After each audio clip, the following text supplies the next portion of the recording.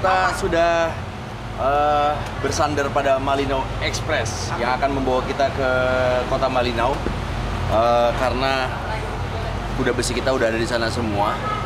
Dan ini nama pelabuhannya Tan Kayu. Tan Kayu 2.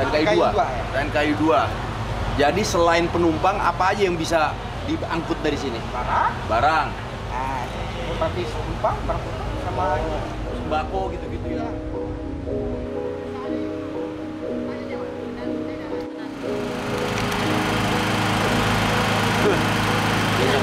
Di 3 jam, John, perjalanan, John. Buat amunisi. Jangan itu, jangan jemput semua.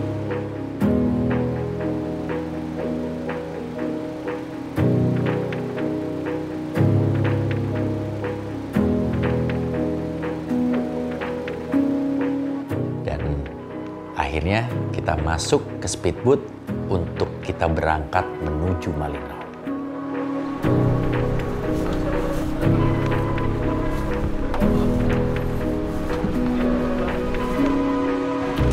Kira-kira butuh berapa? 3 jam nih. Oh, waktu. Tapi kalau liter bensin? Liter lah, kita lihat ada pemakaian dari larinya nanti. Anda tentu juga. Biasanya? Biasanya tuh dia 3 mesin gini tuh PP tuh 900. 900. Oh, sudah berapa lama bawa kapal ini, Pak? Oke. Wah, kapal ini baru 3 tahun. Baru 3 tahun? Sebelumnya? Sebelumnya ini yang begini juga, tapi di perusahaan saya. Oh, di perusahaan mana, Pak? Di sini, di Sembapung, ke Nunukan. Nah tentu, banyak kampung sini kan. Wah, berarti emang anak laut Bapak nih ya? Memang kerjanya dulu memang ini. Dari usia berapa dulu, Pak? Dari usia 20 tahun saya kerja ini. 20 tahun. Kan buku mana kan? Oh, sudah diambil sana, Heri? Tali Heri? Buku? Ya.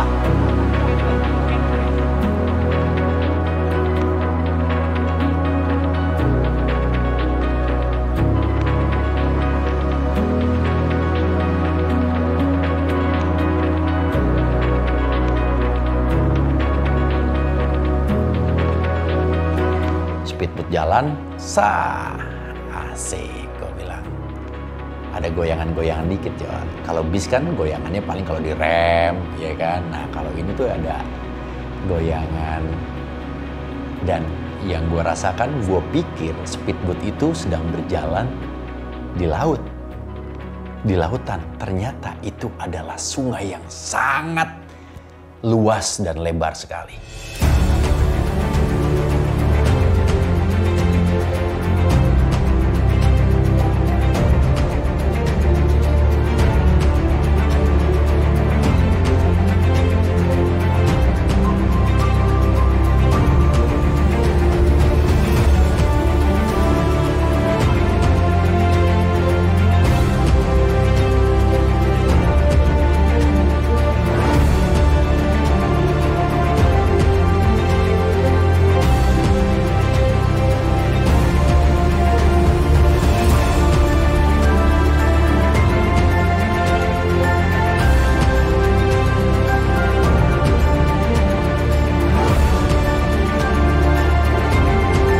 Speedboat itu merupakan satu-satunya sarana yang digunakan masyarakat baik dia di Nunukan, Kepulauan Tarakan, dan Kalimantan, daratan Kalimantan. Jadi,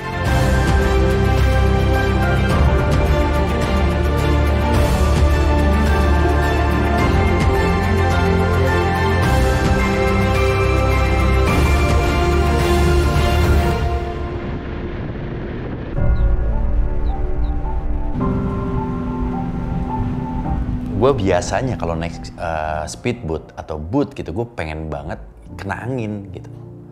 Gue pengen banget di atas. Nah, jadi gini, kalau kita naik speedboat bukannya nggak boleh di atas, boleh asal kecepatan speedboatnya sudah berkurang. Kalau untuk awal pasti kecepatan speedboatnya tinggi banget. Makanya kita nggak boleh tuh. Gue sempat minta, boleh nggak di atas? Nggak boleh, turun dulu bawah gitu. Pas beberapa jam kemudian gue boleh, silakan mas kalau mau naik ke atas. Speedboatnya sudah berkurang kecepatannya. Jadi speedboat dari Tarakan menuju Malinau itu dia semakin melambat seiring semakin kecilnya sungai yang dilalui. Posisinya foto keren banget ya, posisi gini aja tuh.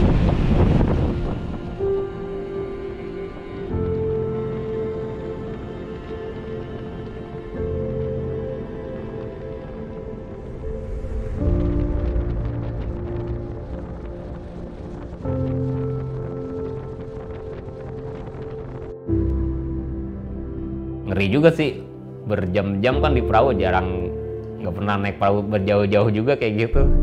Ngeri juga, takut apa namanya tenggelam. Itu di speedboat brak brak brak, itu kayak nabrak batu padahal tuh ombak. Gue ngeliat kanan kiri, gue foto-foto, gue bikin video-video buat vlog-vlog sendiri. Wah, sungai Kalimantan lebar banget, udah kayak laut.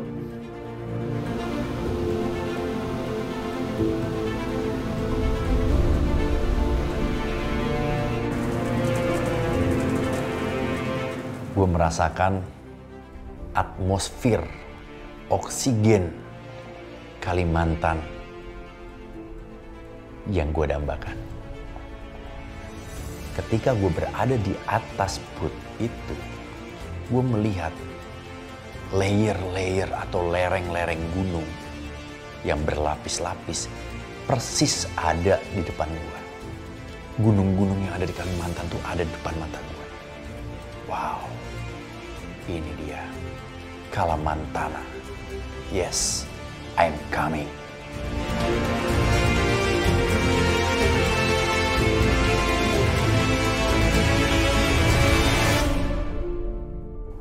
Dan mungkin aja beberapa hari ke depan gue bakal ada di salah satu gunung itu. Tapi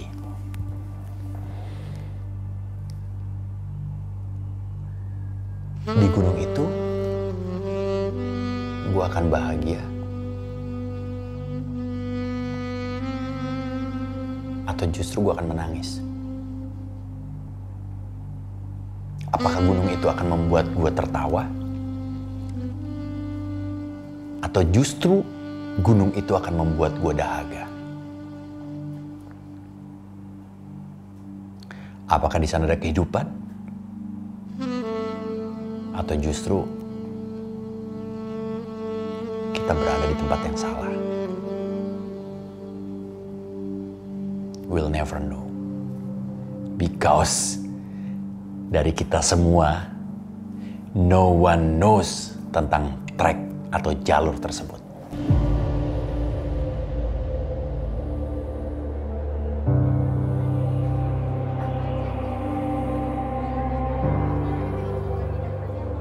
Malinau itu adalah kabupaten terluas di Indonesia dengan kerapatan tingkat penduduk, jumlah penduduk berbanding dengan luas wilayah kabupatennya itu paling jarang, nomor 2 di Indonesia setelah sebuah kabupaten di Papua Barat kalau nggak salah. Jadi kalau ditanya Malinau sepi banget, iya sepi, orang dia per kilometernya tuh jarang banget orang. Se-Indonesia dia paling jarang, dia paling angka. Tapi kerajaan itu adanya di Nunukan, Kabupaten Nunukan. Ingat, di Kabupaten Nunukan, bukan di Kabupaten Malinau. Kalau kita melihat peta Kalimantan, logisnya kerajaan itu masuknya di Malinau. Tinggal tarik garisnya tuh kayaknya pantasnya dengan Malinau ketimbang dia bergabung dengan Nunukan. Nah, belakangan gue ketahui kenapa kerajaan harus bergabung dengan Malinau, karena pemerintah pusat menetapkan Kabupaten Nunukan adalah kabupaten yang berbatasan dengan negara tetangga. Jadi daerah yang punya perbatasan ditetapkan masukkan saja ke Nunukan. Maka dari itu, karena kerajaan berhadapan dengan Malaysia, maka kerajaan masuk ke Kabupaten Nunukan, tidak ke Malinau.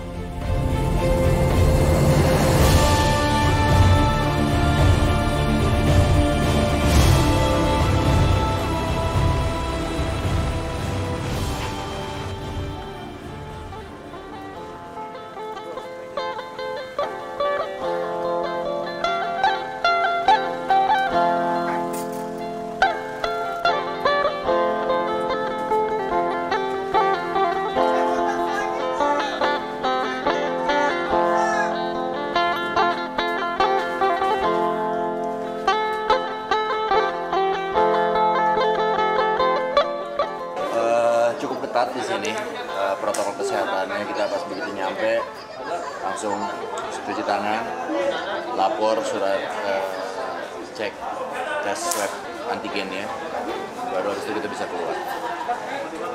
Jangan lupa masker di sini juga, semua orang udah mulai pada pakai masker semua ya. Bagus.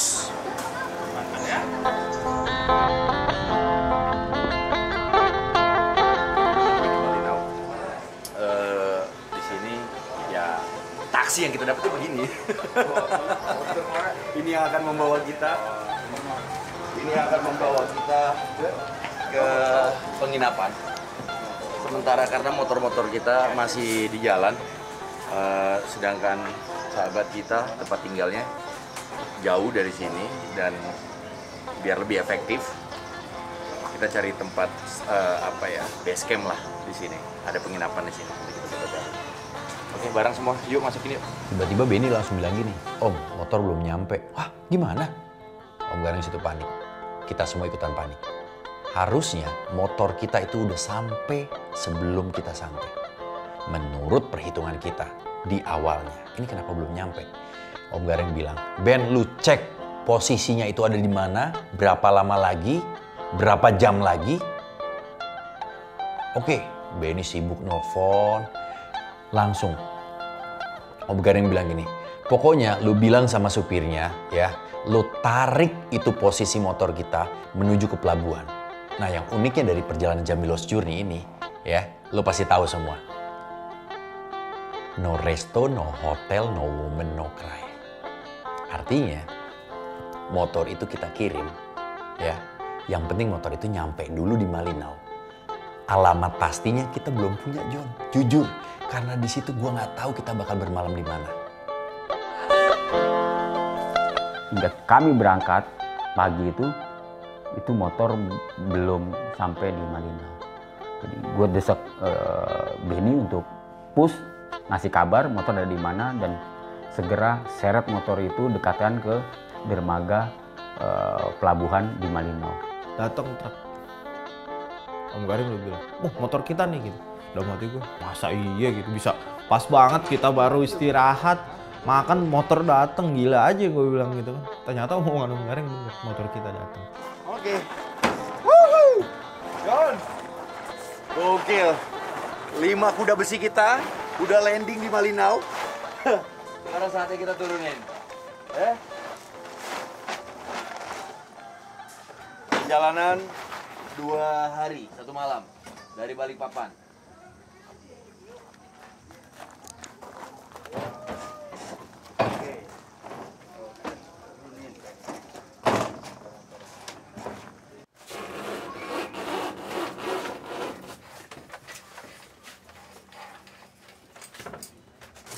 Alhamdulillah, gue sempet mikirin sih, ini motor kita aman gak nih?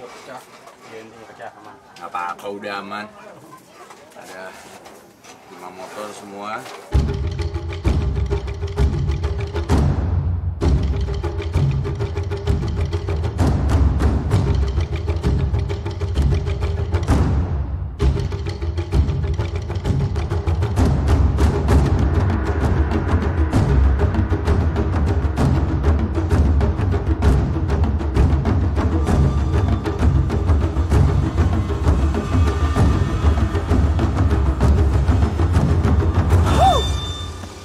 Akhirnya nyampe juga semuanya di sini dengan selamat.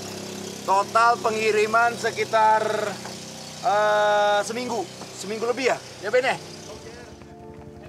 Semua turun motor, gue cek-cekin tuh semua motor. Coba, soalnya kan perjalanan jauh juga tuh, dia udah 1 mingguan.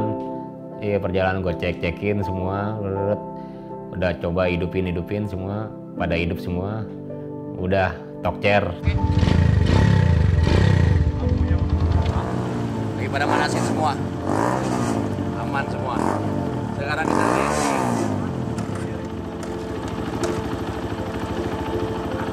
Nah, pertanyaannya kita bakal start jam berapa? Tapi kita harus ketemu sama Leo dulu nih, kita ngobrol-ngobrol ya.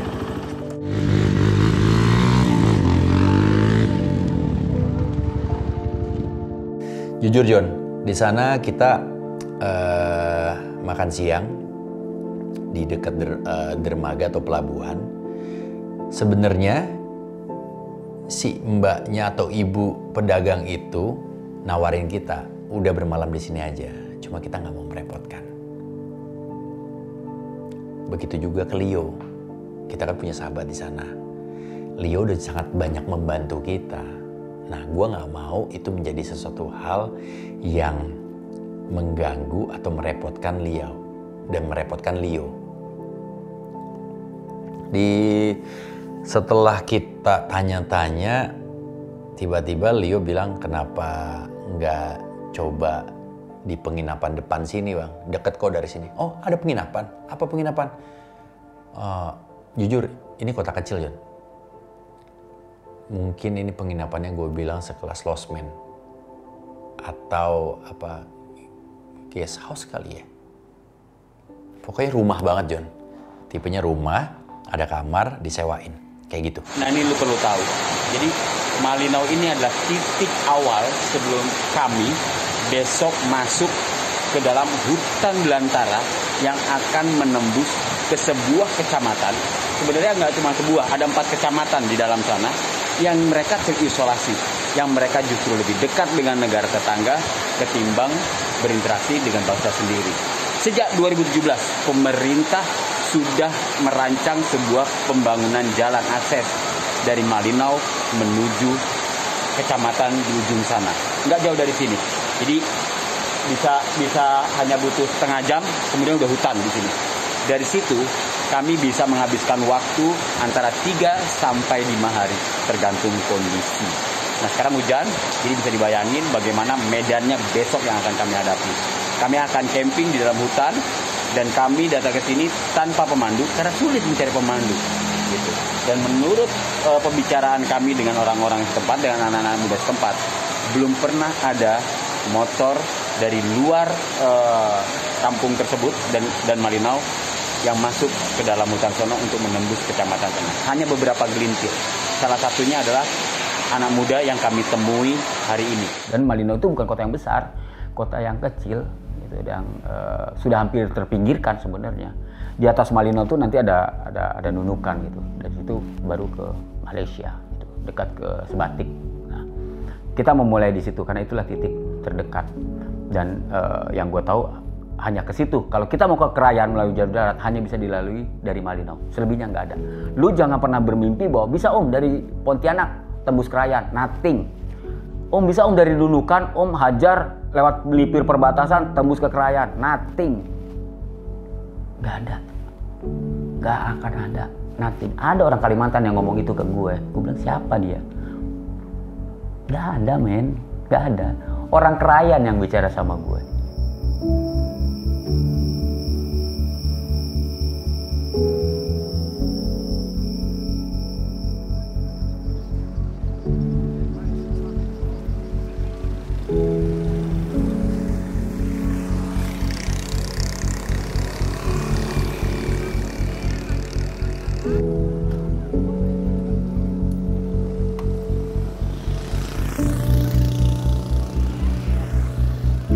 This is the day dalam hati gue. Ini dia harinya nih.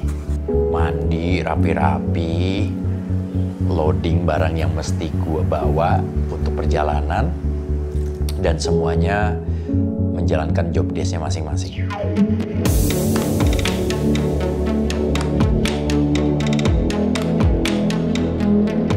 Hari ini kita bakal berangkat menuju jalan yang tidak berjalan.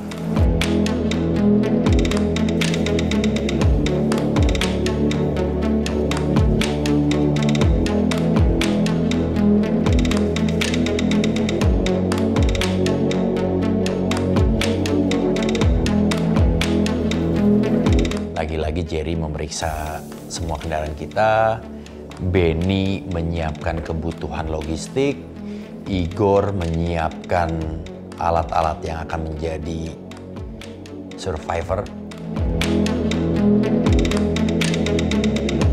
Leo baik banget di sini. Ada lagi dia.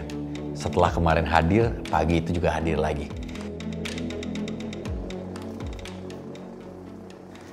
Itu ada 5 motor. Satu motor alias satu tangki itu 7 liter. 7 kali 5, 35 liter.